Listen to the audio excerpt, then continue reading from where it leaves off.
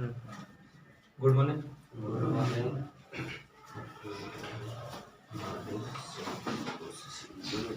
कल तीसरा चैप्टर शुरू कर चुके थे अपन।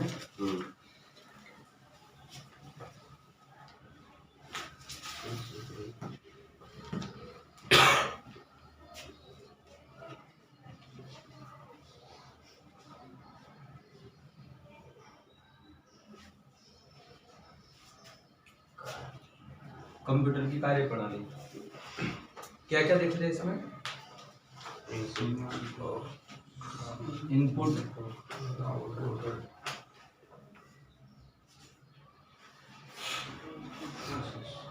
आउटपुट है,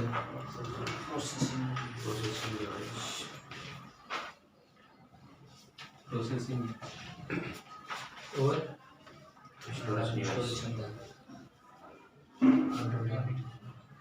भंडार यानी कि स्टोरेज,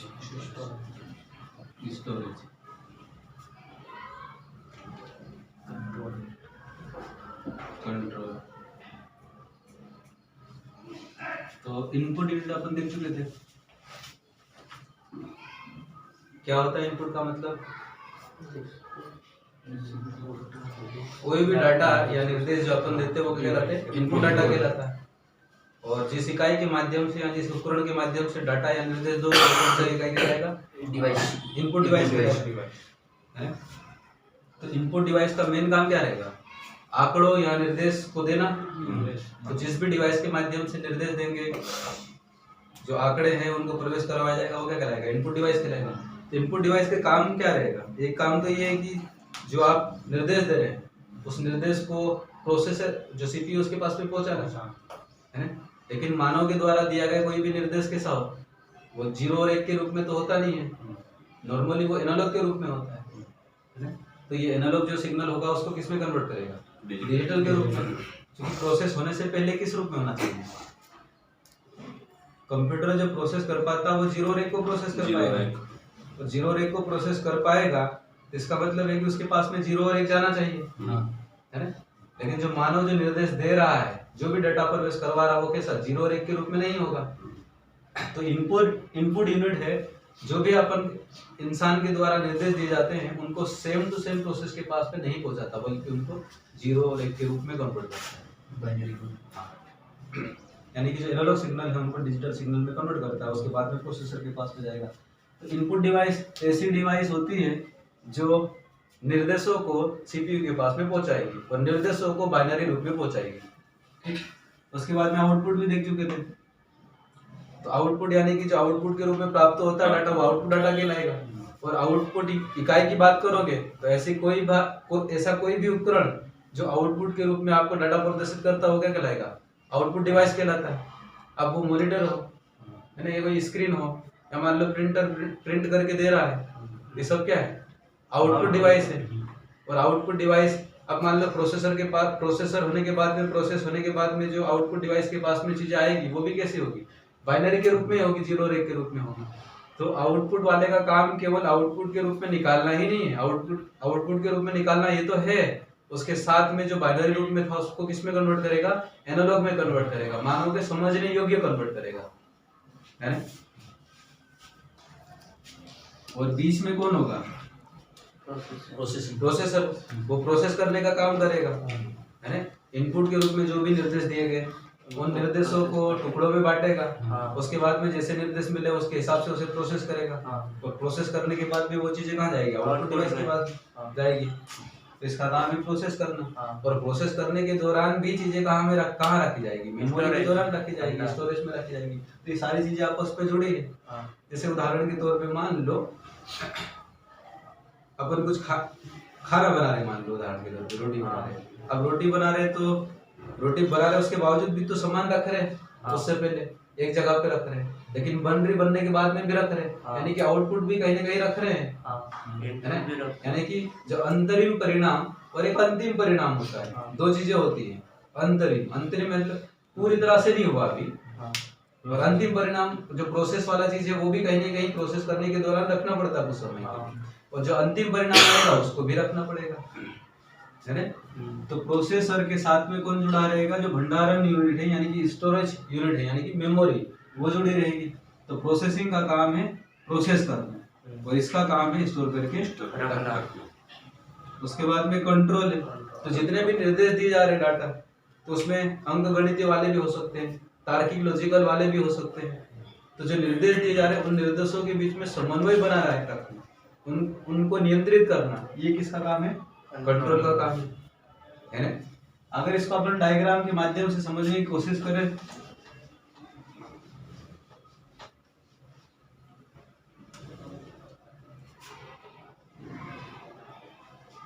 तो यहाँ पर इनपुट डिवाइस होगी,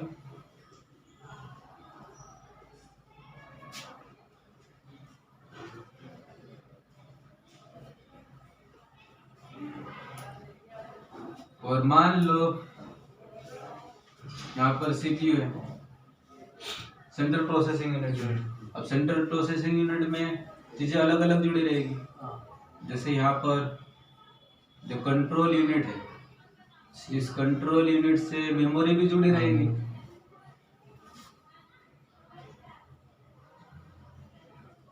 है ना।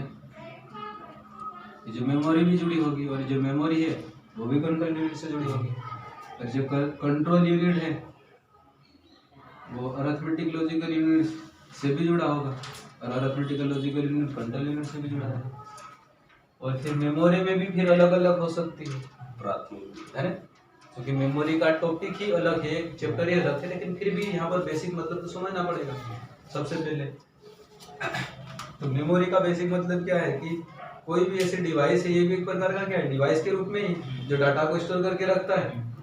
लेकिन मेमोरी में आप प्राथमिक मेमोरी सुने होंगे और सेकेंडरी मेमोरी सुने होंगे। तो प्राथमिक मेमोरी या प्राइमरी मेमोरी यानी कि कोई भी जो कंपनी निर्माण करता कंपनी है, जैसे अपने मोबाइल को बनाने वाली कंपनी, तो उस मोबाइल को जो बनाने वाली कंपनी बनाने के साथ में ही जो मदरबोर्ड उसमें मेमोरी डाल दी, वो मेमोरी प्राथमिक मेमोरी कैटेगरी में आती है।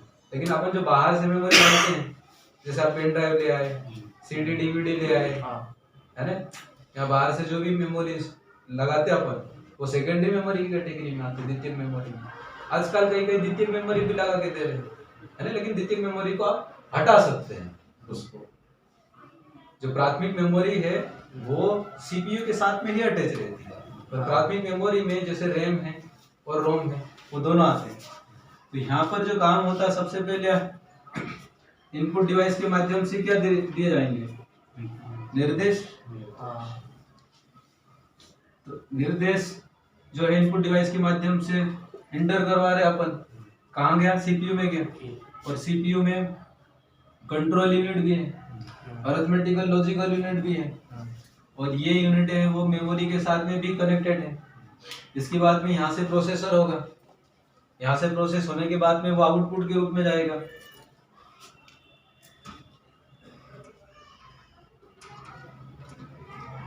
आउटपुट डिवाइस है, और आउटपुट डिवाइस के माध्यम से जो आउटपुट है वो आउटपुट निकल जाएगा। तो सबसे पहले जो आपने निर्देश दिया है ना, इनपुट डिवाइस के माध्यम से किसके पास में पहुंचा, सीपीयू के पास। सीपीयू में कंट्रोल यूनिट भी होगा, अरिथमेटिकल लॉजिकल यूनिट भी होगा और मेमोरी भी होगी, है। तो प्रोसेस होने के दौरान जब प्रोसेस हो रहा होगा, फाइनली प्रोसेस नहीं हुआ, उससे पहले भी मेमोरी में कुछ समय के लिए रखा जाएगा, है ना। उसके बाद में फाइनली आउटपुट निकल जाएगा, अंतिम परिणाम। तो अंतिम परिणाम निकालने से पहले भी मेमोरी में कुछ समय तो रखेंगे। उसके बाद में आउटपुट के माध्यम से आपको जो भी आउटपुट है वो दिखेगा सूचना के फॉर्म में। तो ये एक प्रकार से कार्य प्रणाली का अपन ऐसा समझ सकते हैं डायग्राम के माध्यम से, ठीक है। बेटा तो इसको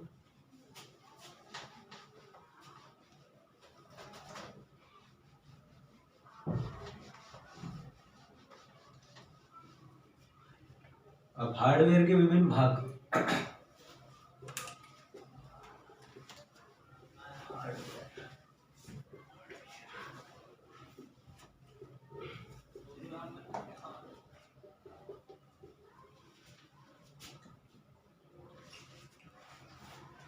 बहुत सारी चीजें तो अपन पहले से ही मतलब पहले रिपीटेशन यहाँ होता ही रहता है। फिर यहाँ पर इनपुट इन आएगा, फिर वो मेमोरी लिखा है, सिस्टम यूनिट लिखा है। तो हार्डवेयर के भाग जितने भी दिखते हैं वो सारे हार्डवेयर के भाग हो जाएंगे। जैसे इनपुट डिवाइसेस। अब इनपुट डिवाइसेस तो इनके कई सारे उदाहरण हो सकते हैं। इसमें आप कीबोर्ड लिखोगे, माउस लिखोगे,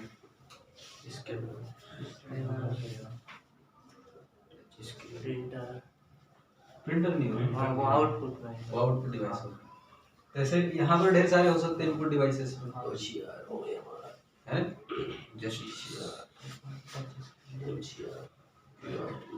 ऑप्टिकल मार्क रीडर वगैरह, वो इनपुट डिवाइसेस अलग अलग से एक एक के बारे में अध्ययन करने का आएगा।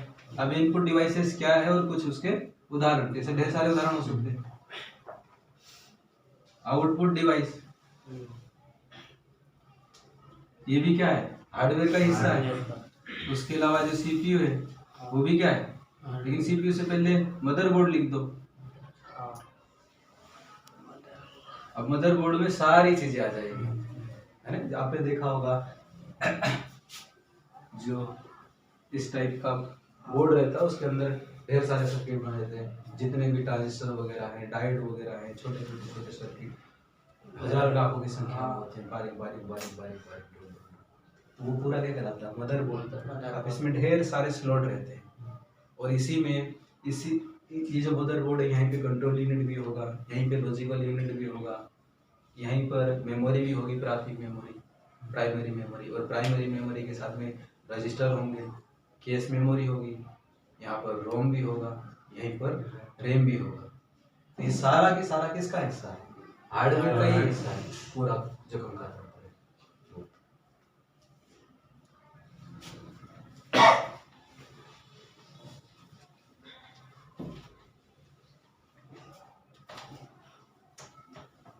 पहले समझने में थोड़ा दिक्कत होता था, मतलब पहले के जमाने में। आज तो सबके पास में मोबाइल है लगभग, और मोबाइल में कंप्यूटर जैसा ही काम कर रहा है, तो इन चीजों को समझना थोड़ा सा आसान हो जाता है।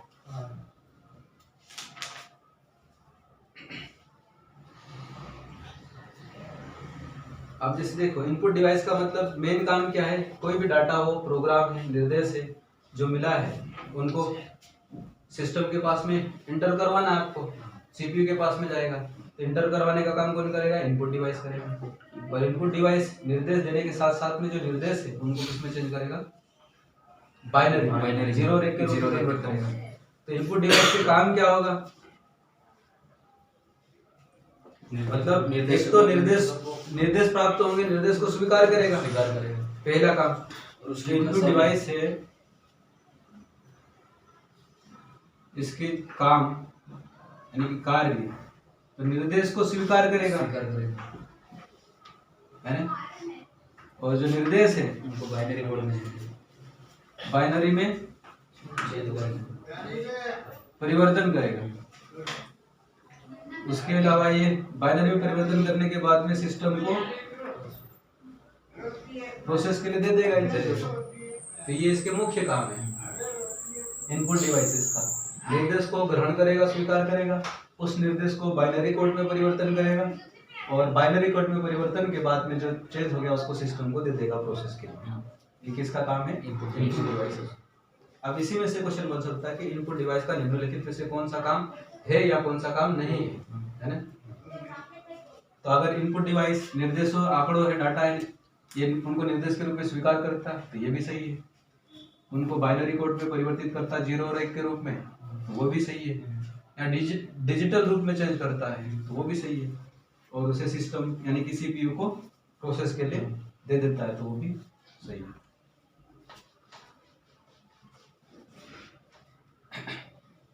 उदाहरण कौन कौन से उदाहरण सोचो आप लोग, आपके आसपास कौन कौन से कंप्यूटर के पास में, तो कीबोर्ड आप बिल्कुल, कीबोर्ड है, माउस है, माउस भी आप जानते हैं, माउस के माध्यम से भी आप डाटा को इंटर करवा सकते हैं। स्कैनर के माध्यम से भी कोई पन्ना वन्ना रखा है, पेज रखा है, उस पेज के ऊपर जो लिखा है तो स्कैन मशीन के माध्यम से उसको इंटर करवा सकते हैं। तो स्कैनर मशीन भी कैसा काम कर रहा है, इनपुट डिवाइस के रूप में। आपका कीबोर्ड इनपुट डिवाइस के रूप में काम कर रहा है, माउस इनपुट डिवाइस के रूप में काम कर रहा है। और ये माइक भी आता नहीं, हाँ माइक भी हो सकता है, कैमरा भी आ सकता है, कैमरा भी हो सकता है। कैमरे के माध्यम से भी आप फोटो ले सकते हैं, हाँ फोटो ले सकते हैं, जो यानी कि बाहर जो दिख रहा है हाँ है ना। एक प्रकार से जो चीजें दिखती है उसको हार्ड कॉपी बोलते हैं, जैसे ये पन्ना वगैरह हार्ड कॉपी की कैटेगरी में आता है। जो अंदर है वो चीजें किस में, सॉफ्ट कॉपी के रूप में आएगा, डिजिटल फॉर्म में है वो क्या है, सॉफ्ट कॉपी। उसके अलावा और क्या उदाहरण हो सकते हैं, स्कैनर मशीन हो गया, बारकोड रीडर, बायोमेट्रिक, हाँ वो भी हो सकता है। बारकोड रीडर जिसके माध्यम से उसमें जो लिखी सूचना है उसको भी क्या कर रहा है, वो इंटर करवा रहा होता है और वहां से उसके माध्यम से आगे प्रोसेस करेगी। पेन भी हैं? पेन कौन सी वाली, वो डिजिटल बोर्ड पे लिखना लाइट। हाँ हाँ वो कैसे काम करती है, इसलिए सफल लिखते हैं तो वो अंदर लिखा है और स्कैनर का प्रकाशीय पेन, वो एक थोड़े दिन पहले आते ना मोबाइल चलाने का। हाँ जो अभी जो पेन से। ये बोर्ड आते हैं ना इलेक्ट्रॉनिक वाले, उस पे जो चलाने वाली हाँ पेन, डाटा को एंटर करवाने हाँ, के लिए। डाटा को एंटर। हाँ ठीक है वो भी हो सकता है। तो यहाँ नए मतलब कुछ उदाहरण तो होंगे जो सारे लोग जानते हैं और कुछ ऐसे उदाहरण होंगे जो अपन अपने आसपास उतने नहीं देखे होंगे। तो ज्यादा से ज्यादा उदाहरण भी कर लो, इसमें से ये भी पूछा सकता कि निम्नलिखित में से कौन सा इनपुट डिवाइस है और कौन सा नहीं है ना। तो कीबोर्ड हो गया, माउस हो गया है ना, उसके अलावा स्कैनर मशीन हो गया, इसके अलावा माइक हो गया, उसके अलावा प्रकाशीय पेन हो गया, उसके अलावा बारकोड रीडर हो गया और हाँ बायोमेट्रिक के माध्यम से भी, बायोमेट्रिक जो मशीन है उसके माध्यम से भी आपको सूचना क्या पहुंची अंदर वो स्कैनर के साथ नहीं, स्कैनर के हिसाब से वो भी काम कर रहा है। लेकिन कुछ कुछ चीजें ऐसी होती हैं जहाँ पे लगता है मतलब कि स्कैन भी होता है, वो इनपुट के रूप में भी दिखा है और वहीं पे वहाँ आउटपुट के रूप में भी दिखाता है, मतलब कि इनपुट आउटपुट दोनों के रूप में काम करते हैं। एक प्रकार से हाइब्रिड की तरह काम करते हैं कुछ डिवाइस, मतलब इनपुट के रूप में सूचनाओं को दे भी सकते हैं और वहीं पे दिखा भी रहे होंगे, है ना। तो यहाँ पर ये मतलब अभी कोई ऐसी बुकों में जो लिखा था ने वो बिल्कुल स्पष्ट तरीके से हाइब्रिड वाली चीजों को लिखा नहीं, लेकिन हो सकता है कि बाद में ये भी चीजें लिखा जाए। सर वीडियो कॉल भी तो हाइब्रिड ही है। हाँ वीडियो कॉल को भी हाइब्रिड मान, तो आप जैसे मान लो अपन यहाँ पर बैठे हैं, इनपुट के रूप में दिया, आपने को लिया वीडियो कॉल में, है ना, वही वो भी यानी कि वही सूचना आपने को वहां तक पहुंचा दिया इनपुट के रूप में, और जो सामने आ रहा है उसको भी तो अपन देख पा रहे हैं, दोनों काम कर रहा है। वीडियो कॉलिंग तो वो भी दोनों काम हो रहा है वहां पे भी।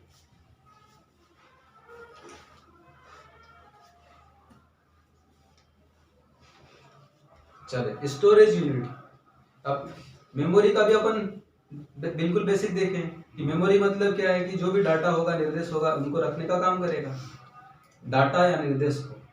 और ये कब कब रखेगा, जब प्रोसेस हो रहा तब भी डाटा, या जो निर्देश है प्रोसेस के दौरान भी डाटा कहाँ रखे जाएंगे, मेमोरी में रखे जाएंगे। यानी कि प्रोसेस के दौरान रख रहे हैं, इसका मतलब वो कौन सा शब्द इस्तेमाल होता है, अंतरिम, जिसे बोलते हैं अंतरिम सरकार, यानी कि फाइनल सरकार बनने से पहले वाली जो सरकार बनती है उस समय के लिए अस्थायी तौर पे। तो जो अंतरिम डाटा है वो भी मेमोरी में रखा जाता है, और जो फाइनली आउटपुट निकलता, आउटपुट से पहले वाला अंतिम डाटा, उसको भी कहाँ रखते हैं, मेमोरी में रखते हैं, है ना।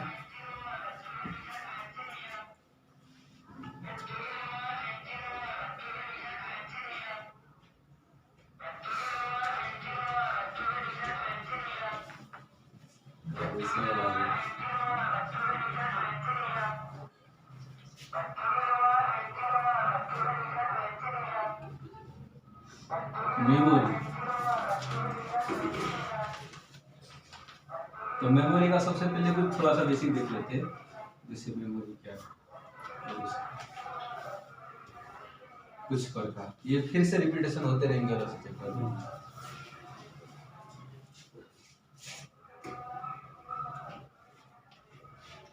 स्टोरेज डिवाइस है मेमोरी, है ना, और ये जो अंतरिम डाटा है तो संग्रहित या निर्देश है उनको भी संग्रहित करके रखेगी, और जो अंतिम डाटा है उसको भी संग्रहित करके रखेगी, ठीक है। तो मेमोरी के जो प्रकार है मोटे दर पे दो प्रकार है, एक प्राथमिक मेमोरी,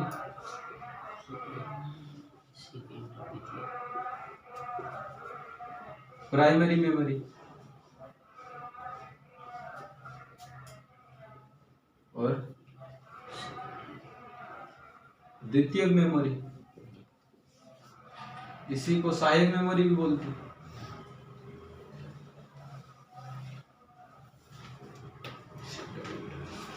सेकेंडरी मेमोरी या ऑक्सिलरी मेमोरी।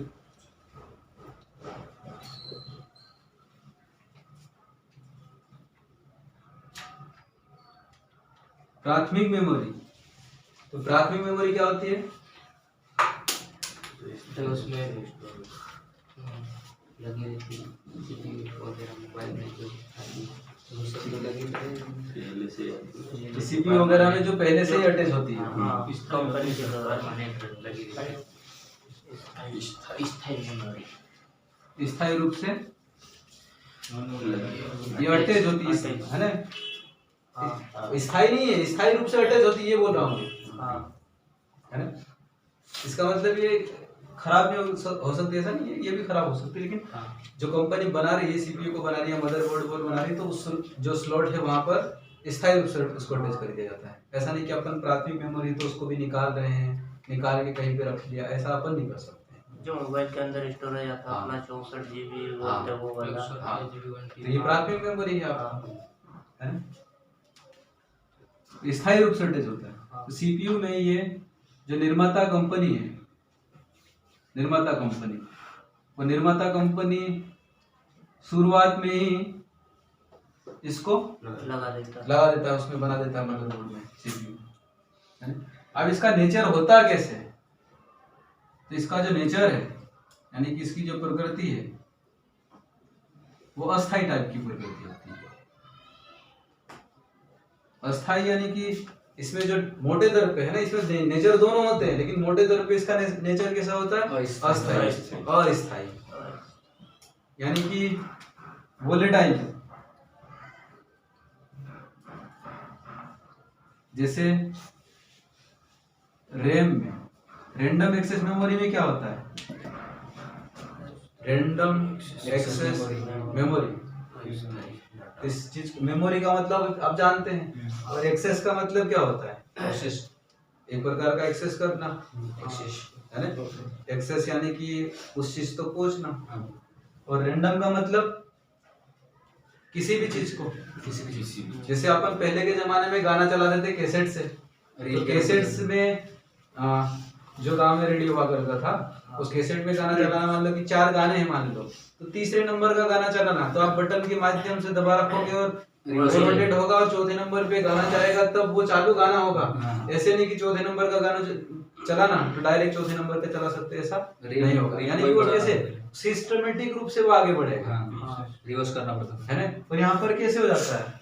किसी को भी रेंडमली रूप से, आपके पास में 500 गाने हैं, आप 500 नंबर वाले को चलाना चाहते हैं, या 499 या 450 वाला, कोई सा भी डायरेक्ट आप चला सकते हैं, रेंडम एक्सेस रूप से कर सकते हैं। लेकिन यहाँ पर वो रेंडम का मतलब होता है, लेकिन यहाँ पर रेंडम एक्सेस जो मेमोरी है, इस मेमोरी कैसी है? वोलेटाइल है, अस्थायी प्रकृति, यानी कि इसके अंदर जो भी डाटा रहेगा, वो डाटा उस समय तक काम करेगा जब तक आपका डिवाइस चालू है, जब तक उसमें करंट का प्रवाह है। पर जैसे ही ये प्रवाह बंद हो जाएगा, मोबाइल वगैरह बंद हो जाएगा, स्विच ऑफ हो जाएगा, तो यहाँ से डाटा कहाँ जाएगा? वो जो अगर आपने सेव किया होगा तो रोम में चले जाएगा, जो सहायक मेमोरी है, द्वितीयक मेमोरी, इसमें सेव हो जाएगा। नहीं तो सेव नहीं किया तो यहाँ से डाटा हट जाएगा, डिलीट हो जाएगा ऑटोमेटिकली। जैसे मान लो आप कुछ काम कर रहे हैं अपन, और कुछ सेव ही नहीं किए थे, और मोबाइल यहाँ तक ऑटोमेटिक बंद हो गया, तो फिर चालू करेंगे तो वो जो काम किया हुआ वो थोड़ी ना दिखाएगा। कभी-कभी सिस्टम में बच जाता है, वो कहाँ से बदल सकते हैं? सिस्टम में क्या डिलीट करने के बाद जो बचता है, जैसे अपन प्रोसेस कर रहे हैं, उसके बाद में चाहे तो बंद हो गया, लाइट चली गई हो, उसके बाद में करो वही से स्टार्ट हो जाता है। वो एप्लीकेशन ऐसी बनी हुई रहती है। हाँ वो हो सकता है, सेव ना करो फिर भी बचा हुआ, हाँ डिलीट ना हो, ऐसा हो सकता है। लेकिन नॉर्मली होता क्या है, सामान्यतः ऐसा होता है कि जब अपन नॉर्मली काम कर रहे होते, प्रोसेस कर रहे होते, जो कि प्रोसेस करने के दौरान जो डाटा मूलतः कहाँ होता है? सेकेंडरी मेमोरी, और जैसे ही प्रोसेस करेंगे, प्रोसेस करने के समय पे डाटा कहाँ आएगा? प्राथमिक मेमोरी। और प्राथमिक मेमोरी में भी कौन से हिस्से में आएगा? रैम में आएगा। और रैम में आने के बाद में वो प्रोसेस होगा। जो प्रोसेस डाटा ले उठाएगा वो कहाँ से उठाएगा? रैम से उठाएगा प्रोसेसर। तो रैम से डाटा उठाएगा और जैसे ही मान लो लाइट जाती है या डिवाइस बंद होता है, तो अगर सेव है वहां पे तो कोई दिक्कत नहीं, लेकिन जो जहां तक अपन काम कर चुके थे वो चले जाएगा। लेकिन आपके सिस्टम में ऐसा कोई सेटिंग में हो या कोई ऐसा सॉफ्टवेयर है जो नहीं जाता है, तो वो एक अलग बात हो सकती है।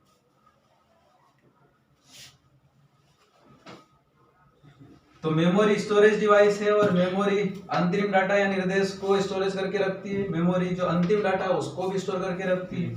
और मेमोरी दो प्रकार की होती है, प्राथमिक मेमोरी और द्वितीयक मेमोरी। अब प्राथमिक मेमोरी क्या होती है?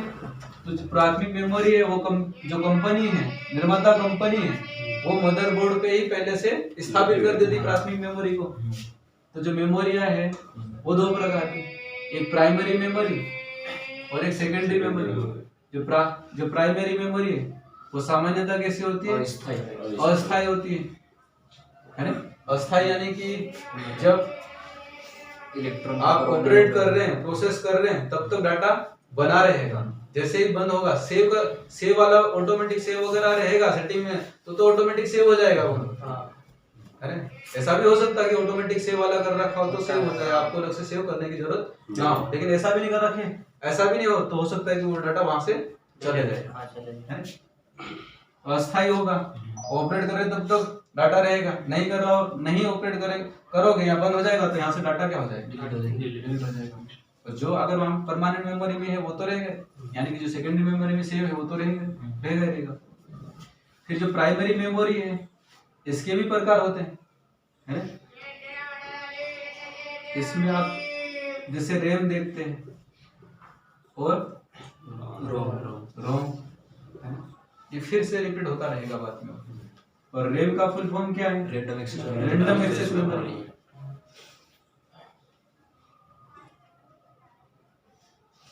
Random access memory. और रोम का रीड ओनली मेमोरी। क्या होता है रोम?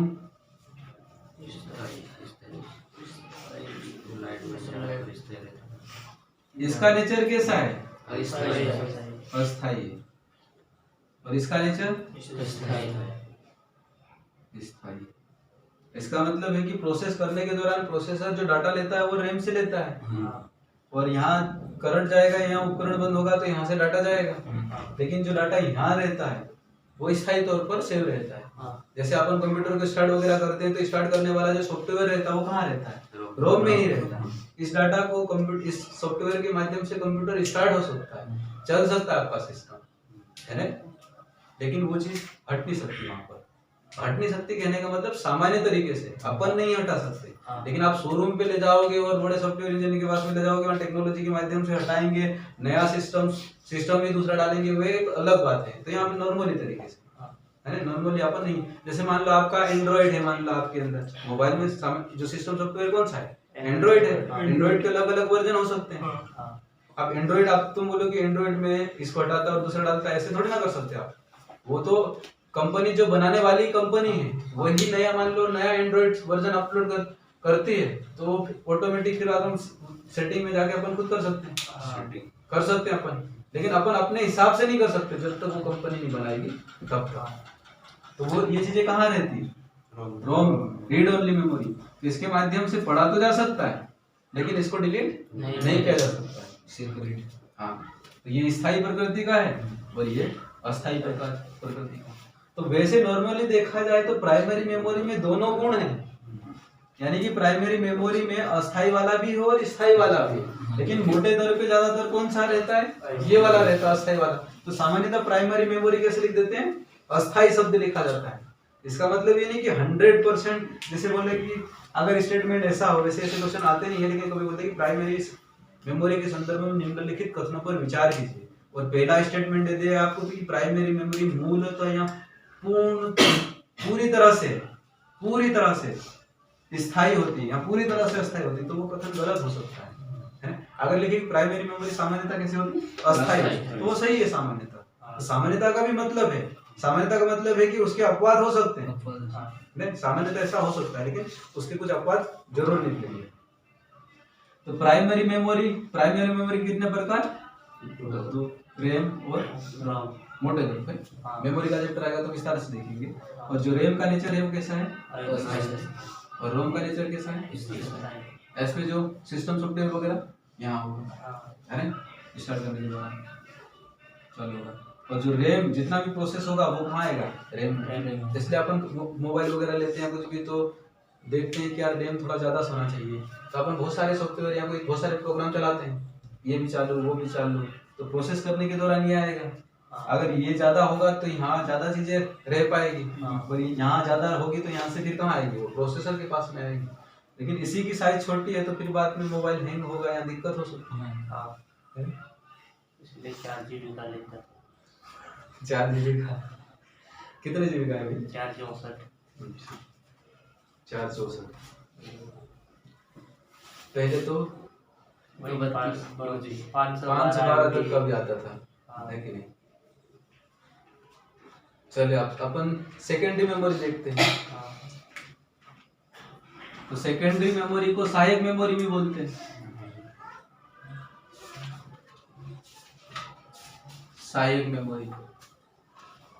और ये कहीं ना कहीं बाहर से बाद में अटैच करते हैं, और आजकल बनाने वाले भी अटैच कर देते हैं हार्ड डिस्क वगैरह को, लेकिन उनको हटा सकते हैं।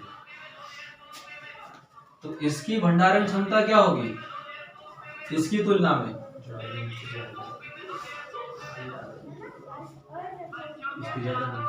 ज्यादा होगी इसकी, है ना, और इसकी भंडारण क्षमता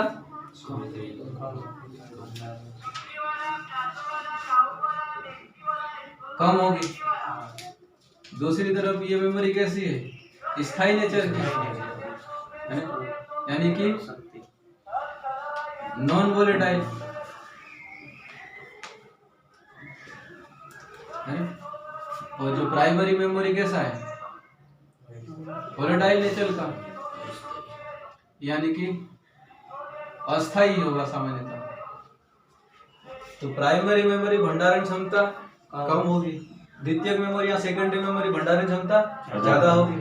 जो द्वितीयक मेमोरी है उसका नेचर कैसा होगा, स्थायी है ना, लंबे समय तक सेव करके रख सकते हैं।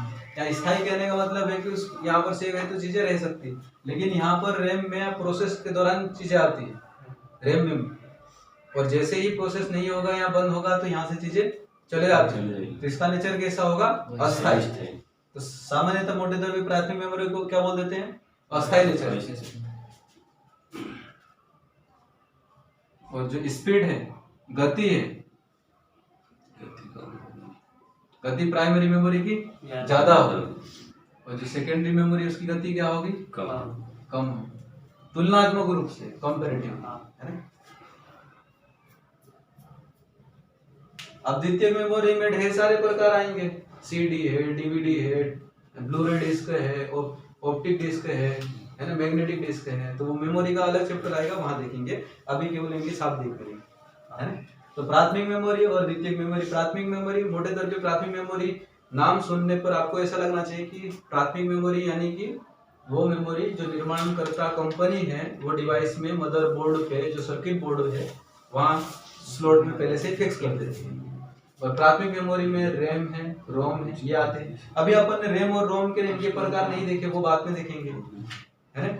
फिर बाद में प्राथमिक मेमोरी है, इसका संबंध कहीं ना कहीं सीधा किससे, सीपीयू से। तो इसकी प्रोसेसर जो गति है वो क्या होगी, फास्ट होगी, है ना, लेकिन भंडारण क्षमता सीमित होगी। किसकी तुलना में, द्वितीयक मेमोरी की तुलना में।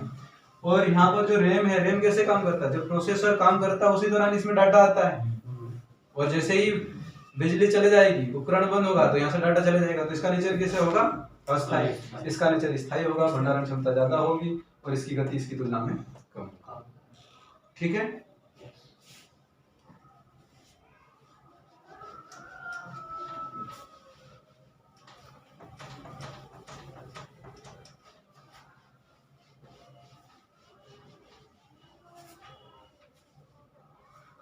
अब एक डायग्राम है, उसको समझने की कोशिश करते हैं।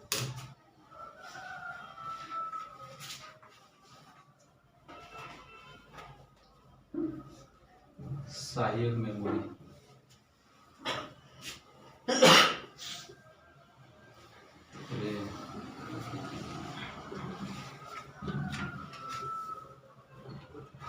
केस मेमोरी,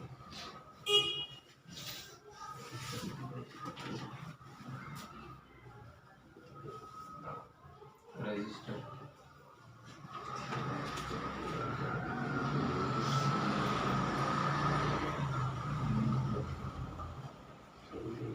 सीपीयू,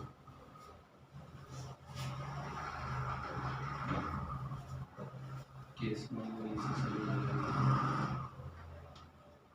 ये मार्कर कौन सा वाला है आपको पता चल रहा है? वो उनका वाला, वो नया वाला ऊपर। जो बाली वाले वो चल रहे कि नहीं चल रहे? नहीं वो नहीं चल, एक भी नहीं चल वो रहा। तो एक साइड में सब खराब। मोटा अच्छा लगेगा सर। नहीं अच्छा लग रहा है वो तो। हाँ कैमरे में अच्छा दिखेगा। मुझे लगा कि वो चालू हो गए होंगे। नहीं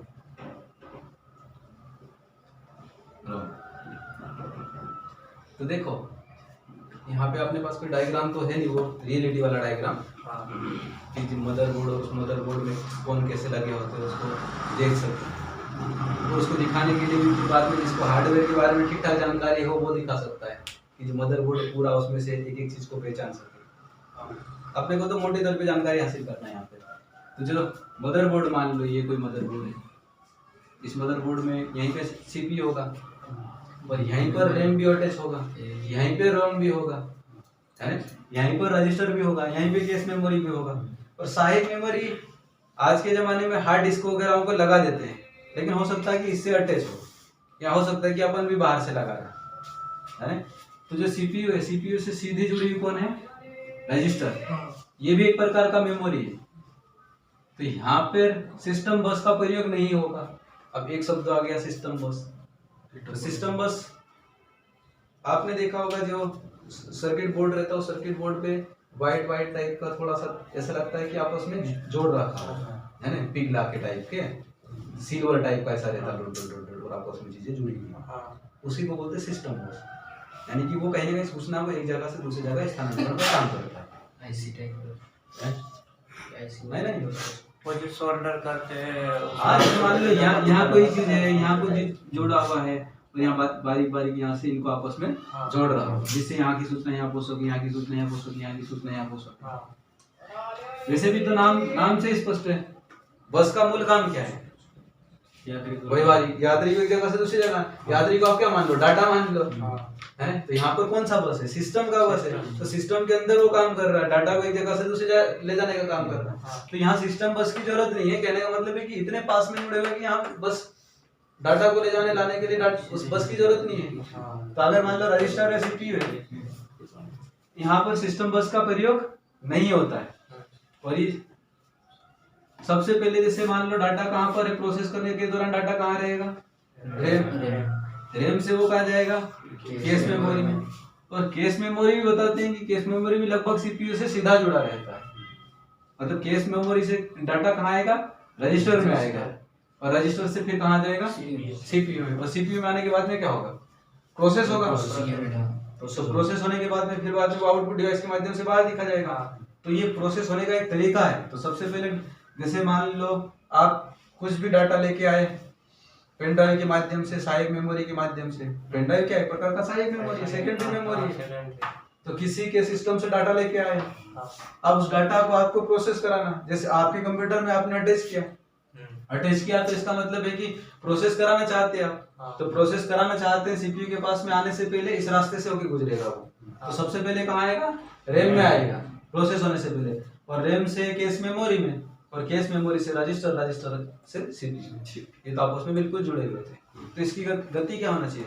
सबसे फास्ट हो सकता है स्टोरेज क्षमता सबसे कम हो, लेकिन स्पीड ज्यादा होगी सीपीयू के जस्ट पास वाली। और इनकी स्पीड थोड़ी सी कम होती जाएगी, और इनकी स्पीड और भी कम होगी, है ना? और जो रोम है, रोम में तो क्या होगा? सिस्टम सॉफ्टवेयर होगा, या कंप्यूटर को स्टार्ट करने वाले प्रोग्राम होंगे। तो कंप्यूटर को स्टार्ट करने वाले प्रोग्राम जो स्टार्ट करोगे वो भी किससे जुड़ा रहेगा? केस मेमोरी से जुड़ा रहेगा।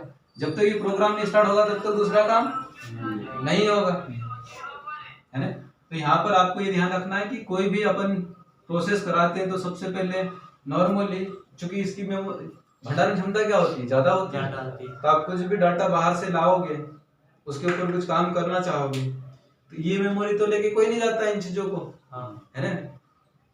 द्वितीयक मेमोरी ही लेके जाएगा, वो पेन ड्राइव लेके जाएगा। पहले से अपन उसका इस्तेमाल करते थे, एसडी कार्ड का इस्तेमाल करते थे, अब तो एसडी कार्ड कोई लेता भी नहीं। SSD card, SD card. हाँ वही जो लेता ना छोटा सा SD SD card, memory card, HD HD micro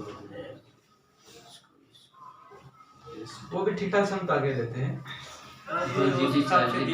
company बनाई उसमें हाँ। 16 GB 32 GB हाँ। 28 GB। अब तो इंटरनल मेमोरी मतलब वो बनाने, वो अंदर ऑटोमेटिक दे रहे हैं जो प्राथमिक मेमोरी में, लेकिन सहायक मेमोरी के रूप में कंपनियां भी बनाने लग गई ठीक ठाक, 64 GB का देने लग गई, है ना, जिसे हार्ड डिस्क वगैरह बोलते हैं। अब हार्ड डिस्क प्राइमरी मेमोरी का भाग नहीं है, सेकेंडरी मेमोरी का भाग है। हार्ड डिस्क भले कंपनी बना कर दे रही है, लेकिन वो सेकेंडरी मेमोरी का पार्ट है, उसकी क्षमता बहुत ज्यादा है, बहुत ज्यादा, तो आपको बाहर से ज्यादा लाने की जरूरत नहीं। आपने बहुत सारी चीजों को भंडारण करके रख दिया, सेव करके प्रोसेस कराओगे तो कहाँ जाएगा, रैम से कैश मेमोरी में, कैश मेमोरी से रजिस्टर में। तो जैसे ही इधर आप जा रहे हैं तो इनकी गति क्या होती जाएगी, गति बढ़ती जाएगी, और भंडारण क्षमता कम होती जाएगी। एक चीज ये ध्यान रखना आपको, ये भी क्वेश्चन में आएंगे, उसके बाद में अपन कुछ क्वेश्चन भी करेंगे, ठीक है।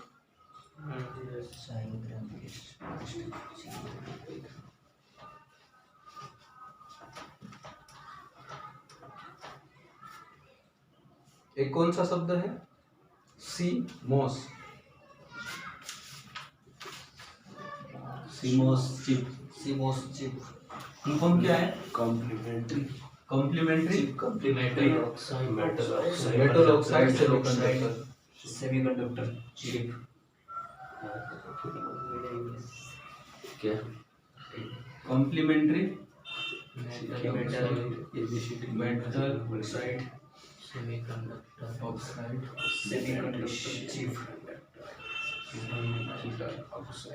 Semiconductor chip. तो complementary metal oxide semiconductor chip, ये वो चिप है, जैसे अपन कभी कभार सिस्टम कई दिनों से बंद रहता है, आपका मोबाइल कई दिनों से बंद रहता है ना, मान लो 5 दिन से नहीं चला है, उसके बाद में आप चार्ज करते हैं, बैटरी चार्ज करते हैं, तो चार्ज करने के बाद में फिर आप चलाओगे तो उसके बावजूद भी टाइम वगैरह सही बताता है, डेट भी सही बताता है। तो एक इंटरनल चिप रहती है, वो कहीं ना कहीं जो सिस्टम की क्लॉक है उसको चलाए रखने के लिए पल्स पैदा करती है, तो उसी को बोलते हैं सीमोस चिप। धड़कने चालू है? हाँ, मतलब अभी पूरी तरह से वो मुर्दा नहीं हुआ। बच्चे अभी तो ताते मार जाओ। सर ये कॉम्प्लीमेंट्री मेटल क्या लिखा, और सेमीकंडक्टर मेटल में ऑक्साइड, हाँ ऑक्साइड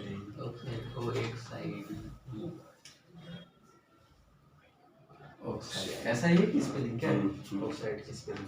हाँ, तो complementary metal oxide semiconductor chip. तो फुल फॉर्म भी ध्यान रखना, फुल फॉर्म भी पूछे लेते कहीं ना कहीं, है ना। तो फुल फॉर्म एक दिन भी याद होते नहीं, वो बार बार पढ़ते रहोगे, है ना, और बार बार रिवाइज करते रहेंगे तो वो हो जाएंगे। तो कुछ ऐसी चीजें होती समझने वाली, वो समझ में आ जाती है, और कुछ ऐसी भी चीजें होती है जो समझने की नहीं होती है, फुल फॉर्म वगैरह, और उनको बार बार पढ़ के याद रखना पड़ेगा। और उनको ऐसा नहीं कर सकते कि मैं आज ही याद कर लूंगा, आज ही रट डालूंगा, ऐसा ये तरीका बिल्कुल गलत है। तो रटना नहीं, इसका मतलब है कि आप रिवाइज करते रहो, और रिवाइज करते रहोगे तो एक बार आपके एक लंबे रिवाइज के बाद में आपके माइंड में पिक्चर बन जाएगी, फिर वो याद हो जाएगा, फिर नहीं भूलेगा। तो जो समझने वाली चीज है वो तो माइंड में बैठ जाती जल्दी, है ना?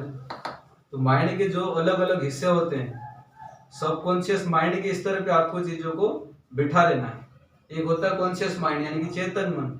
चेतन मन यानी कि अभी दिख रहा, अभी कुछ पढ़ रहे हैं, हो सकता है अभी अच्छा समझ में आ गया, बिल्कुल नहीं पढ़े, रिवाइज ही नहीं किया, हो सकता है कि कल भूल गए हो, है ना। लेकिन आप एक बार रिवाइज कर रहे हैं, 2 बार रिवाइज कर रहे हैं, 3 बार रिवाइज कर रहे हैं, ऐसे रिवाइज करते गए तो जो समझने वाले अवधारणात्मक चीजें वो भी कॉन्शियस माइंड में बैठ जाएगी, और कुछ ऐसी चीजें हैं जिनको याद रखना चाहिए, मेमोरी वाली चीजें, वो भी कॉन्शियस माइंड में बैठ जाएगी, सबकॉन्शियस माइंड में बैठ जाएगी।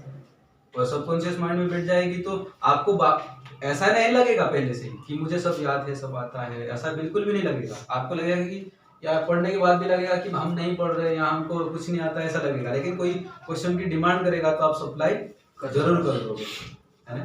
तो पढ़ने के क्रम में ये नेचर होता है। पढ़ने के साथ में ऐसा लगता है कि अपन बहुत सारी चीजें पढ़ते हैं तो लगता है कि यार मुझे कुछ भी याद नहीं है, कुछ नहीं याद आता नहीं है, या एग्जाम आ जाती है। खासतौर पे जब एग्जाम आ जाती है तब लगता है, क्योंकि एग्जाम के पास में अपन सारे सब्जेक्ट पढ़ते हैं और सारे सब्जेक्ट रिवाइज भी करते हैं तो लगता है कि कुछ नहीं आता, ऐसा लगता है। ये स्वाभाविक है, और सब कुछ आ रहा है ऐसा किसी को लगता है तो ऐसा होता नहीं रियलिटी में। तो एक मानव होने के नाते सब कुछ बाहर दिख जाए, मेमोरी तो वो छोटा सा हिस्सा है, एक पर्दे के रूप में सारा बाहर दिख जाए, ऐसा कैसे संभव है। तो अपन देख रहे थे सीमोस चिप। तो सीमोस चिप का फुल फॉर्म क्या है? Complementary metal oxide semiconductor chip. और ये वो चिप है जब आपका सिस्टम बंद हो जाएगा, अरे चार्ज नहीं है, पूरी तरह से बंद हो चुका होगा, उसके बाद में भी किसी दिन आप चलाओगे तो डेट है, टाइम है, इनको सही बता देगा। तो कहीं ना कहीं इंटरनल जो सिस्टम था उसमें ये वाली चिप उसको पल्स पैदा कर रही थी और एनर्जी दे रही थी, जिसके कारण वो टाइम और जो डेट है वो कहीं ना कहीं चल रहा था। ठीक है।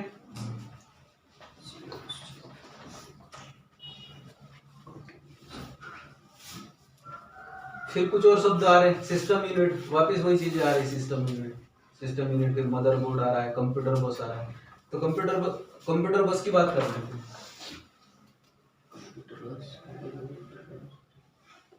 सिस्टम यूनिट,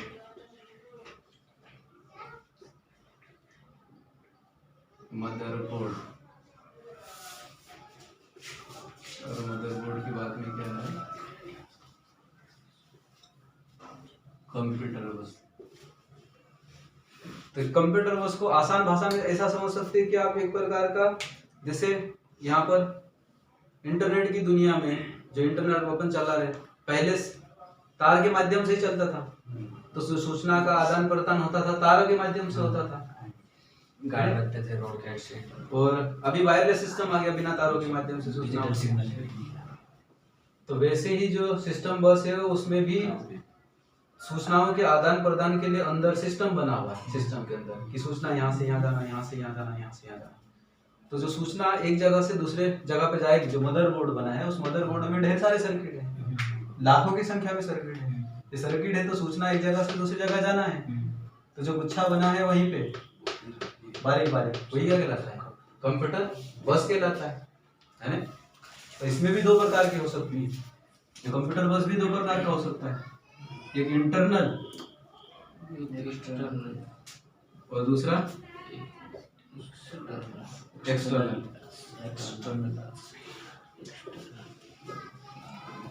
क्या होगा? क्या होगा इंटरनल और एक्सटर्नल?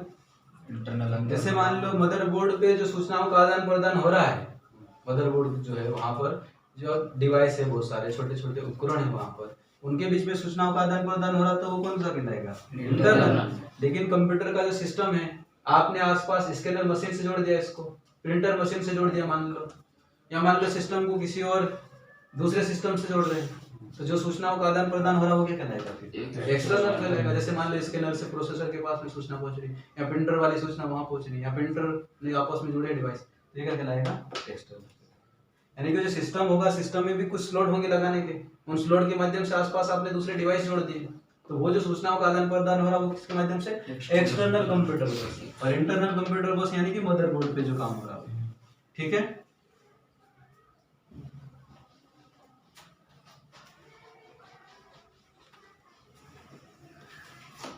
अब क्या बचा इसमें?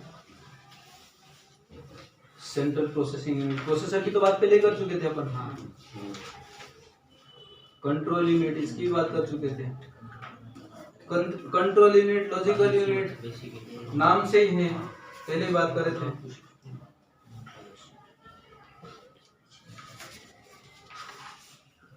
यानी कि जो सीपीयू है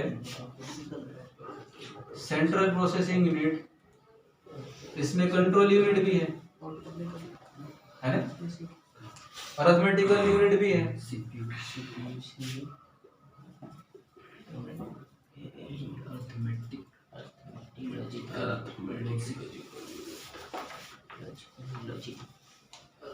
और लॉजिकल यूनिट भी है। तो जो इनपुट डिवाइस के माध्यम से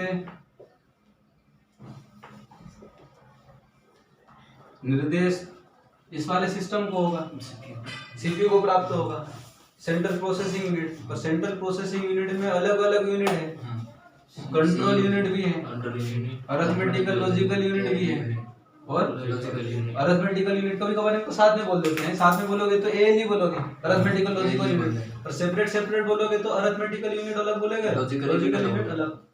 तो कंट्रोल यूनिट का नाम से ही स्पष्ट है, इसका मेन काम क्या रहेगा, जो भी निर्देश वगैरह दे रहे हैं है ना, उन निर्देशों को नियंत्रित करना। हाँ, तो निर्देशों को नियंत्रित करने का काम कौन करेगा, सीयू कंट्रोल यूनिट करेगा। लेकिन अरिथमेटिकल यूनिट तो जब जोड़ का काम, घटाव का काम, गुणा का भाग या भाग, तो ऐसे काम कौन करेगा, अरिथमेटिकल। और लॉजिकल ये तार्किक काम करेगा। तार्किक काम यानी कि कौन छोटा है कौन बड़ा है ऐसे बताने का काम कौन करेगा, लॉजिकल यूनिट। तो लॉजिकल यूनिट का काम कौन छोटा है ना, हाँ कौन बड़ा है, जो बड़ा है बताना, या कौन छोटा है ऐसे बताने का काम लॉजिकल यूनिट करेगा। और अरिथमेटिकल यूनिट ये काम जोड़ने का काम हो, घटाने का काम हो, गुणा का काम हो, भाग का काम, ये काम ये करेगा अरिथमेटिक लॉजिक। और ये काम जो निर्देश है उन निर्देश को नियंत्रित करने का काम कंट्रोल यूनिट के द्वारा काम है। और ये पूरा काम किसके अंतर्गत हो रहा है, सीपीयू के अंतर्गत हो रहा है।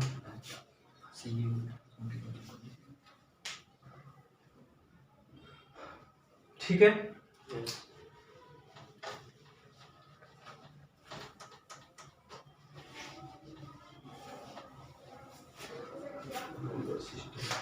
एक है बायोस। क्या है full form, basic input output system, basic input output system, input output system, BIOS basic input output system. ये फुल फॉर्म भी पूछ लेते कई बार, बायोस का full form basic input output क्या है, बायोस का full basic output system, input output system. क्या होता है ये बेसिक इनपुट आउटपुट सिस्टम। जब भी आप सिस्टम को ऑन करते हैं और जो सबसे पहले सॉफ्टवेयर चलता है आधारभूत, सबसे पहले सॉफ्टवेयर चलेगा और जितना भी उसके अंदर इनपुट डिवाइसेस है आउटपुट डिवाइसेस है उनको चेक करेगा कि सब ठीक ठाक जुड़े हैं या नहीं, तो वो कहलाएगा BIOS, basic input output system है। एक तो इसका फुल फॉर्म ध्यान रखो, बेसिक इनपुट आउटपुट सिस्टम। बाकी तो नाम में ही छुपे हैं, इनपुट भी है आउटपुट भी है और बेसिक सिस्टम।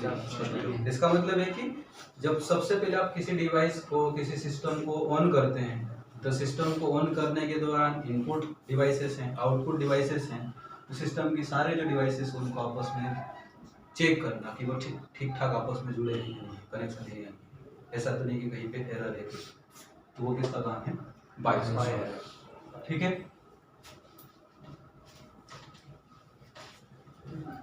आउटपुट डिवाइस की तो बात कर चुके अपन पहले है ना।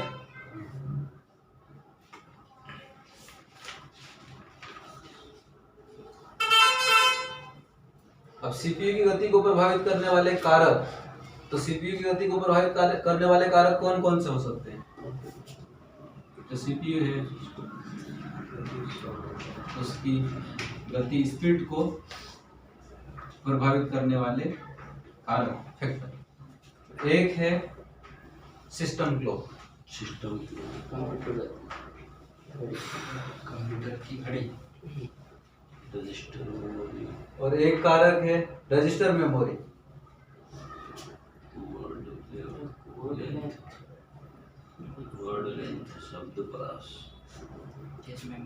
Word length,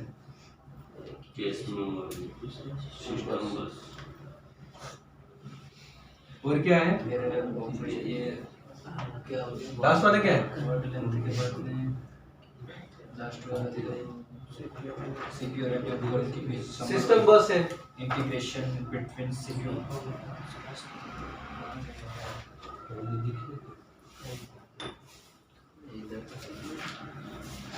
parallel operation parallel operation समानांतर करना सिस्टम बस पैरेलल ऑपरेशन।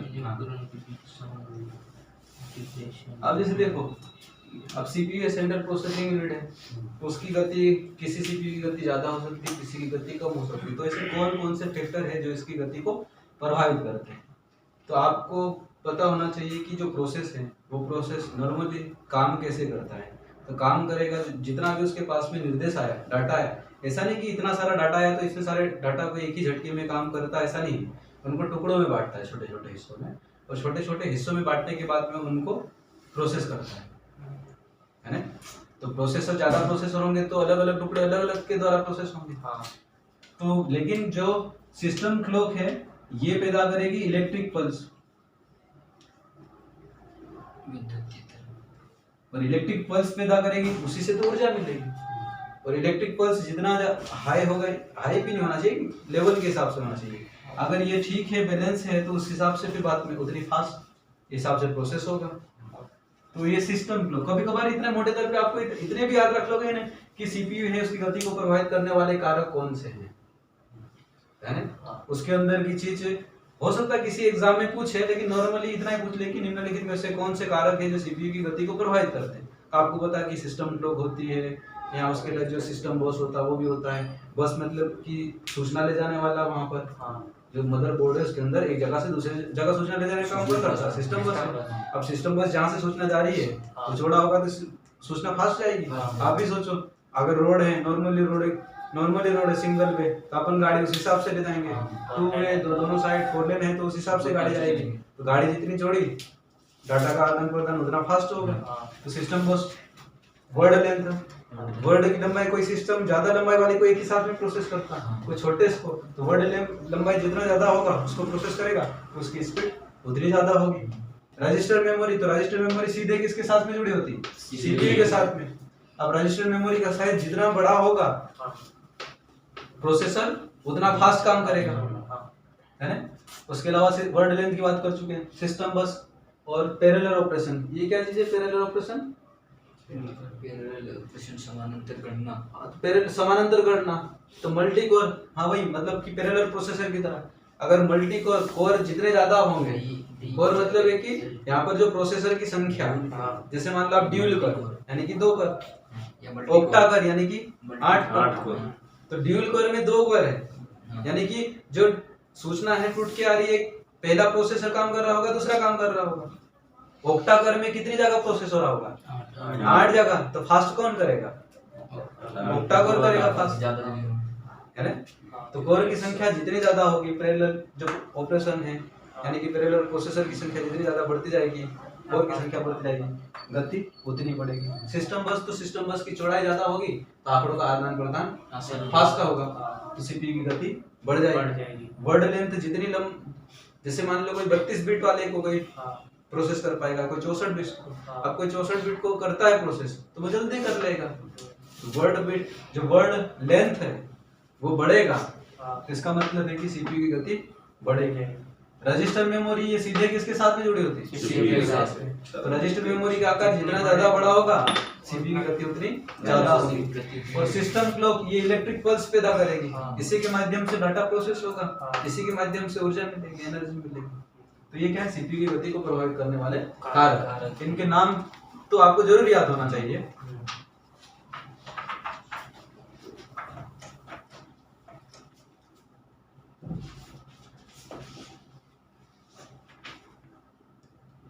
बस चैप्टर खत्म हो गया।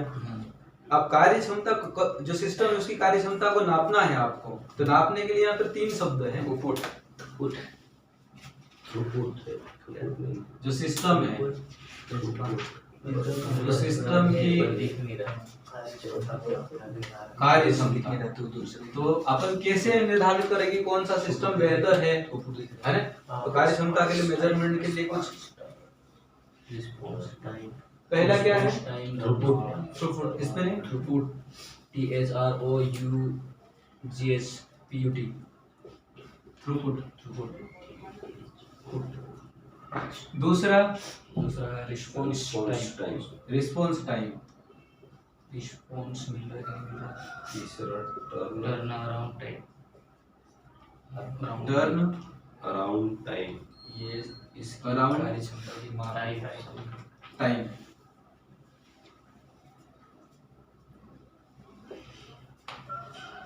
तो आपको कभी ये पूछ ले कि किसी भी सिस्टम है उसके सिस्टम की कार्यक्षमता का आकलन कैसे करेंगे, निम्नलिखित को वैसे कौन कौन से कारक, तो आपको एक थ्रूपुट शब्द ध्यान होना चाहिए। रिस्पॉन्स टाइम है, एक टर्न अराउंड टाइम। थ्रूपुट इसका मतलब क्या है कि एक निश्चित समय दो। जैसे आप देखो थ्रूपुट शब्द अटपटा लग रहा है, लेकिन इसका मतलब ऐसा है कि जैसे आपने एक ये सिस्टम है, एक ये सिस्टम है, सभी सिस्टम को इसको जो डाटा दिया वो भी उतना ही दिया, इसको भी इतना ही दिया, इसको भी इतना ही दिया, समान डाटा दिया, समान समय भी दिया। जैसे मान लो इसके लिए भी 1 मिनट का समय दिया, इसको भी 1 मिनट, इसको भी 1 मिनट। अब इसमें से कौन सा जल्दी काम करता है, जल्दी प्रोसेस करता है, वो थ्रूपुट टाइम कहलाएगा, ये थ्रूपुट कहलाएगा, जो जितना फास्ट कर रहा है प्रोसेस की संख्या। एग्जाम में कैसे होता है? समान समय और समान कार्य हाँ, किया जाए। समान समय है, समान निर्देश या समान डाटा दिया जाए या समान कार्य दिया गया, तो जो जितना ज्यादा संख्या में कर पाएगा वो उसकी कार्य क्षमता उतनी बेहतर कहलाएगी। इंटेलिजेंस है ना? ये तो या शब्द इतना हटके आया, बाकी इसमें तो नहीं है ना। नॉर्मली भी आप भी जानोगे कि कौन सा सिस्टम जल्दी काम करता है, किसी का मोबाइल बहुत स्लो काम करता है, किसी का बहुत जल्दी काम करता है।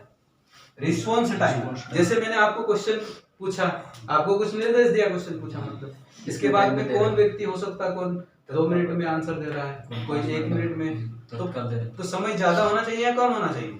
कम होना चाहिए। तो रिस्पॉन्स टाइम जितना कम होगा कार्यक्षमता उतनी बेहतर कहलाएगी। Turn around time, turn around time यानी कि ओवरऑल समय, है ना। जैसे बोलते हैं ना बिजनेस करते हैं, वहां पे भी टर्न कितना का हुआ, टर्न ओवरऑल यानी कि ओवरऑल आप कितना कमाए आपने, इसका मतलब है कि उसमें लागत भी शामिल है ना। नेट प्रॉफिट एक अलग है, लागत घटा के। तो यहाँ टर्न अराउंड टाइम, यहाँ पर टर्न अराउंड टाइम का मतलब है कि जो ओवरऑल प्रोसेस करने के दौरान कितना समय लिया, तो ये भी समय जितना कम होगा कार्य क्षमता उतनी बेहतर होना चाहिए। तो टर्न अराउंड टाइम ये भी क्या होना चाहिए, कम से कम होना चाहिए, ये भी क्या होना चाहिए, कम से कम होना चाहिए। और थ्रूपुट इसका मतलब है कि जो प्रोसेस करने एक निश्चित समय दिया जाए, है ना, एक निश्चित समय दिया, और निश्चित समय में जितनी ज्यादा संख्या में जो प्रोसेस करेगा वो क्या कहलाएगा, थ्रूपुट कहलाएगा। और जितनी ज्यादा संख्या में प्रोसेस करेगा वो थ्रूपुट, और थ्रूपुट की संख्या जितनी ज्यादा होगी कार्य क्षमता उतनी बेहतर होगी। रिस्पॉन्स टाइम, आपने कुछ करने के लिए दिया, है ना, कम टाइम में ज्यादा कर दिया, निर्देश दिया, और जितनी जल्दी काम करके उसके बाद में रिस्पॉन्स आया, इसका मतलब है कि टाइम कम होगा तो कार्य क्षमता बेहतर होगी। टर्न अराउंड टाइम ये भी कम होगा तो कार्य क्षमता क्या होगी, बेहतर होगी।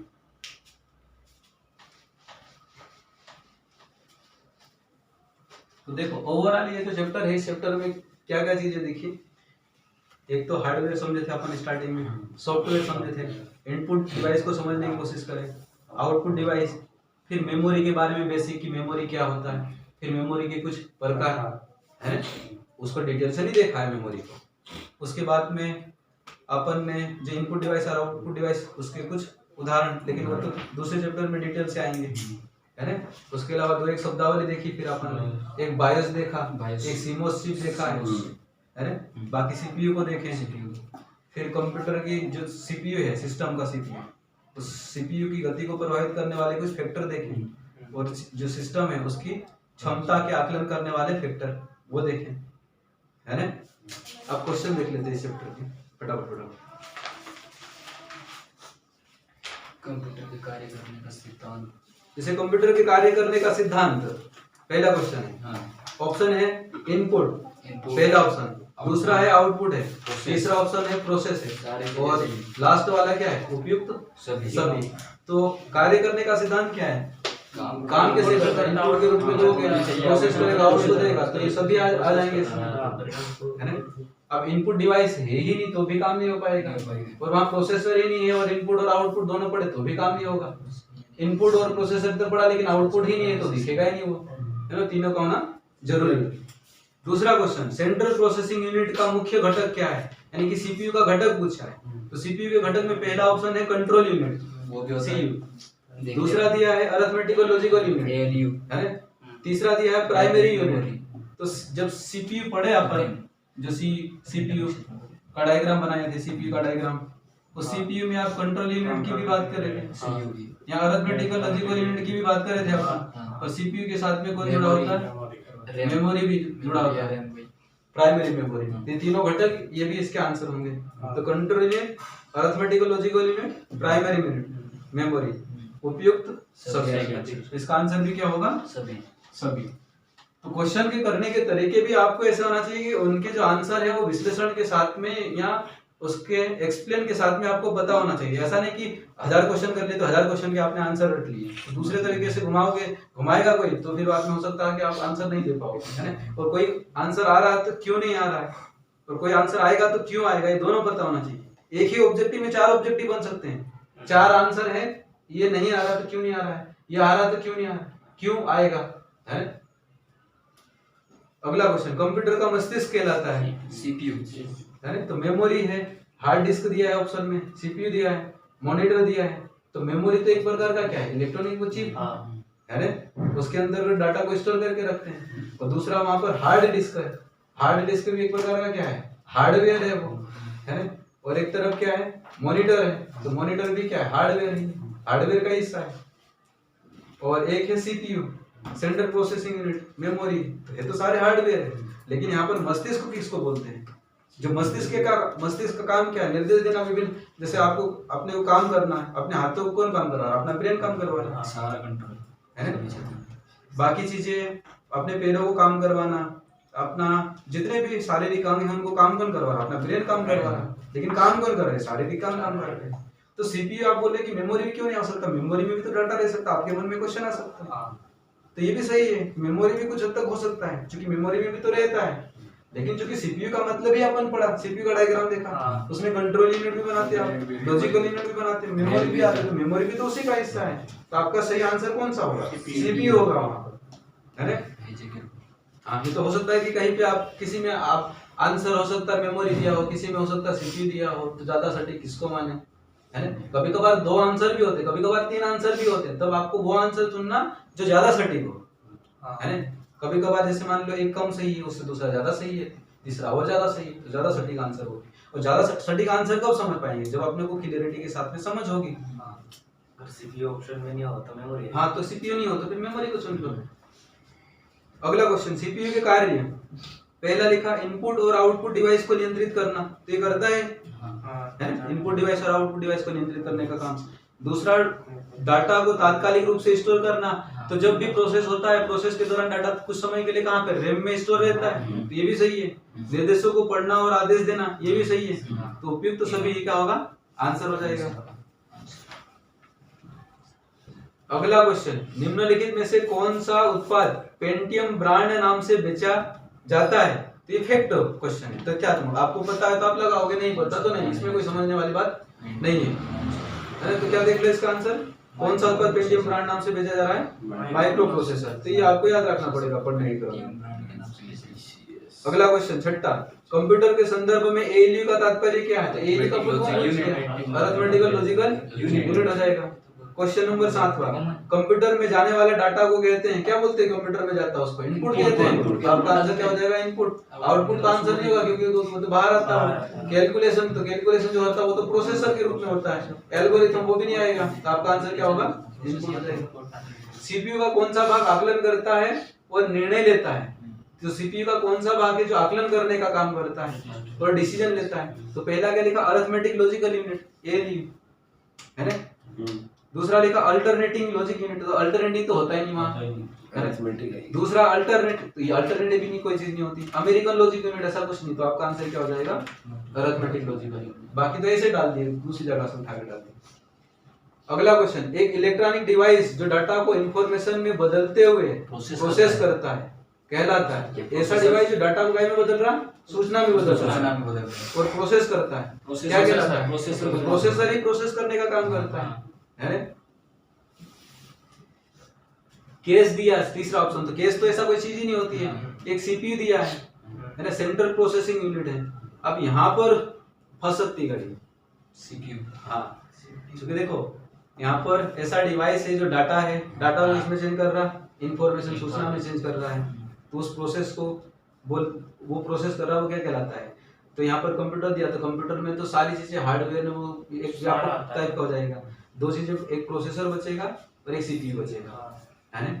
और सीपीयू में भी मेमोरी भी है शामिल, कंट्रोल यूनिट भी शामिल है, एयू भी शामिल है, लॉजिकल यूनिट भी शामिल है और प्रोसेसर, ये सारा का सारा हिस्सा कौन सा है, सीपीयू का ही हिस्सा है। अब सीपीयू का जो हिस्सा है, सीपीयू वेन डायग्राम के हिसाब से सीपीयू इस टाइप का हो जाएगा, है ना, उसका प्रोसेसर मेन हिस्सा होगा। तो फिर बाद में ज्यादा जो आंसर है अब डिपेंड करता है, ये मतलब ये इसको आप सीपीयू मानोगे नहीं, तो प्रोसेसर उसका हिस्सा बनेगा लगभग। तो इसने आंसर दिया प्रोसेसर, लेकिन डिपेंड करता है कि अब ये आई हो गया अलग सस्ता क्या देना, क्या क्या कंप्यूटर है, इसमें कंप्यूटर आंसर है। हाँ, तो कंप्यूटर और व्यापक हो जाएगा, कंप्यूटर में हार्डवेयर है ज्यादा, है ना। तो ये तो वैसे ही बात हो गई, जैसे मान लो आपने यहाँ जो एमपी का एक क्वेश्चन पूछा था, एक तरफ सतपुड़ा है ना, और इस साइड में विंध्याचल है और बीच में नर्मदा नदी है। तो जो सतपुड़ा है उसमें कौन सी कुछ पूछा था ना पीएससी में जो क्वेश्चन आया था, हाँ नहीं टेम्परेचर वाला नहीं, दूसरा क्वेश्चन। अच्छा, सबसे ऊंची चोटी का पूछा था। अब जब क्वेश्चन पूछे और सारे आंसर सही है, तो ज्यादा सटीक कौन सा है, ज्यादा आंतरिक रूप से कौन सा सही है, छोटे स्तर पे, तो फिर उसको अपन गौर करेंगे। अब जैसे देखो, आप देखो, मान लो कंप्यूटर का डायग्राम बन रहा है, और मान लो सीपीयू का डायग्राम बन रहा है, मान लो ये प्रोसेसर का डायग्राम बन रहा है, तो ज्यादा सटीक कौन सा होना चाहिए, प्रोसेसर होना चाहिए, है ना। कंप्यूटर में बहुत सारी चीजें ये भी हो सकती है ना, ये भी हो सकती है, और सीपीयू में ये भी चीजें हो सकती कुछ, और प्रोसेसर में ये चीजें, प्रोसेसर का काम ही मेन प्रोसेस करना। तो ये अपन अपने दृष्टिकोण से सोच रहे, दूसरे क्या दृष्टिकोण से सोचते नहीं। अपन जो सोच रहे वो कैसा होना चाहिए, तार्किक होना चाहिए, लॉजिकल होना चाहिए, है ना। लेकिन अर्जुन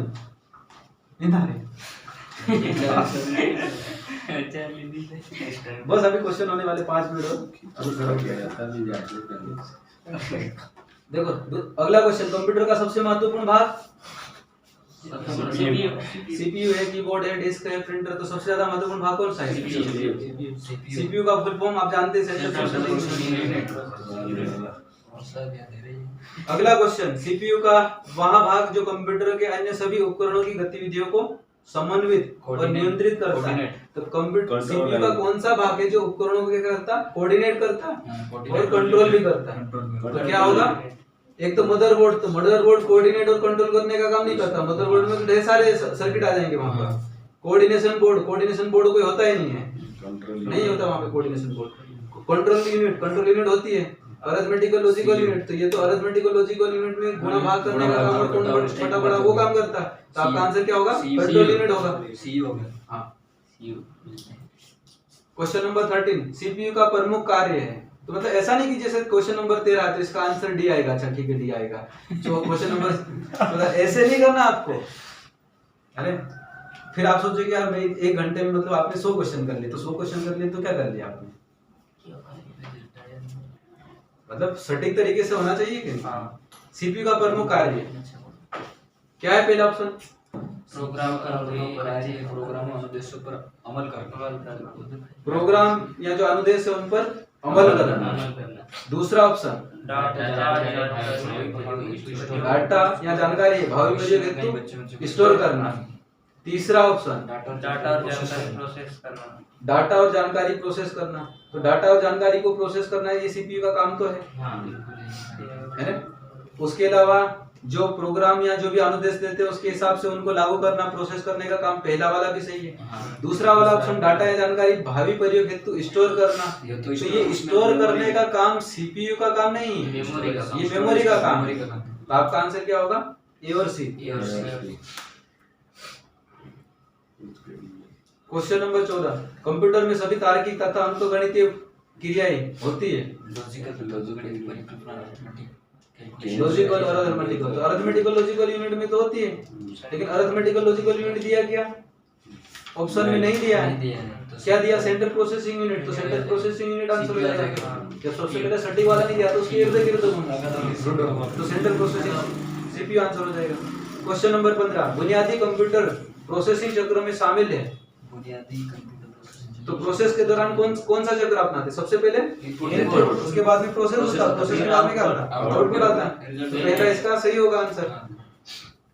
क्वेश्चन नंबर 16, मदरबोर्ड पर सीपीयू तथा मदरबोर्ड पर लगे दूसरे पुर्जों को जोड़ता है, सीपीयू और मदरबोर्ड के बीच तो सीपीयू पर क्या लिखा पूरा क्वेश्चन, सिस्टम बस सीपीयू पर मदरबोर्ड पर सीपीयू तथा मदरबोर्ड तथा मदरबोर्ड पर लगे दूसरे पुर्जों को जोड़ता है, तो कौन जोड़ने का काम करता है, सिस्टम बस। एक दूसरे के जोड़ने। हाँ, तो जैसे मान लो ये मदरबोर्ड है, इस मदरबोर्ड में क्या है, मान लो यहाँ पर कई सारे कल पुर्जे हैं, हाँ इसके अलावा यहाँ पर सीपीयू भी हो सकता है, सीपीयू भी हो सकता है, रैम भी होगा, रैम भी होगा, रजिस्टर रोम भी होगा, ढेर सारे होंगे, इनको आपस में जोड़ने का काम कौन करेगा, सिस्टम, सिस्टम। और इसी के माध्यम से सूचना जाएगी।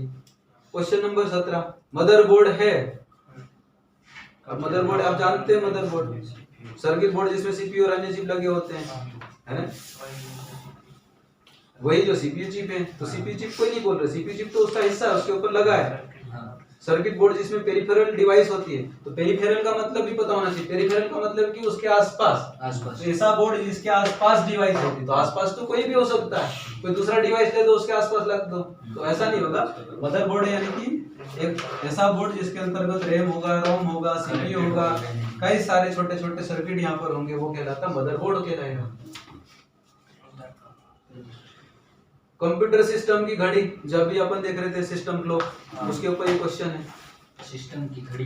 हाँ, पहला क्या लिखा, एक सॉफ्टवेयर टास्क बार पर समय दिखाती है और परिवर्तित नहीं की जा सकती, ऐसा तो है नहीं कि परिवर्तित नहीं की जा सकती। फिर एक लिखा कि एक टाइमिंग डिवाइस जो कंप्यूटर में सभी इंस्ट्रक्शंस इनपुट को प्रोसेस करती है। एक टाइमिंग डिवाइस जो कंप्यूटर के ऑपरेशन को सिंक्रोनाइज करने के लिए इलेक्ट्रिकल पल्स पैदा करती है, इलेक्ट्रिकल पल्स पैदा करती है ना। क्वेश्चन नंबर 19, कंप्यूटर घड़ी के स्पीड की गणना की जाती है। अब ये तथ्यात्मक क्वेश्चन है, काय में निकालते हैं, देख लेना इसका जवाब। 20वां क्वेश्चन, पर्सनल कंप्यूटर के मदरबोर्ड पर विभिन्न घटक इलेक्ट्रिकल कंडक्टिंग लाइनों के सेट से आपस में जुड़े रहते हैं, इन लाइनों को कहते हैं कनेक्टर्स।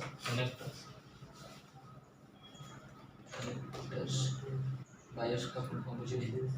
इसमें थोड़ा सा वो हो सकता है, पर्सनल कंप्यूटर के मदरबोर्ड विभिन्न घटक इलेक्ट्रिकल कंडक्टिंग लाइनों के सेट से आपस में जुड़े रहते हैं, इन लाइनों को कहते हैं, है ना। तो जो लाइन है, वायर है, वो क्या है, कनेक्टर्स कहलाता है, लेकिन जो सिस्टम है वो क्या कहलाता है, सिस्टम बस कहलाएगा, वहां सूचना को ले जाने वाला। बायोस का पूरा रूप आप जानते हैं पहले से, बेसिक इनपुट आउटपुट सिस्टम। रोम को कहते हैं तो रीड ओनली रोम, ये भी आप जानते हैं, है ना।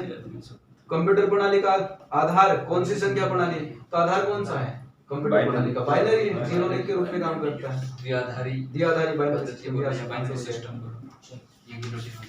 तो ये चैप्टर हुआ, इसका मतलब है कि आपको ये चैप्टर पढ़ना है, उसके साथ में पीछे वाले को भी रिवाइज करना है, ठीक है। मिलते हैं कब